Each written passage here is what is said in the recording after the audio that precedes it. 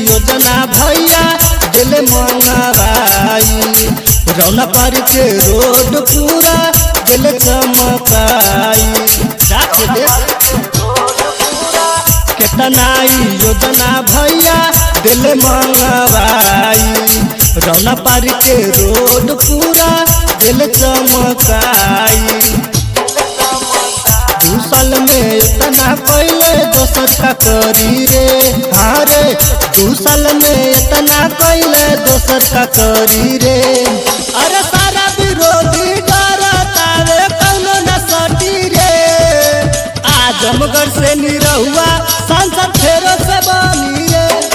अरे सारा विरोधी डरता रे कौनो न सटी रे। आजमगढ़ से निरहुआ सांसद फेरो से बनी रे।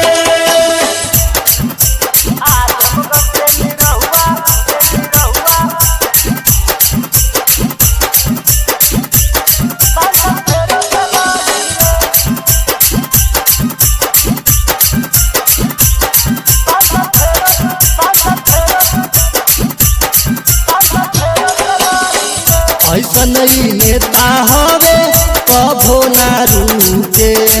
गाँव गाँव में जाके सबके हाल चाल पूछे। ऐसे निमन नेता ना मिली रे भाई। ऐसा नहीं नेता हवे कभो ना रुके। गाँव गाँव में जाके सबके हाल चाल पूछे। अपने ही क्षेत्र के बच्चा बच्चा मांगे रे। हाँ रे अपने ही क्षेत्र के बच्चा बच्चा मांगे रे।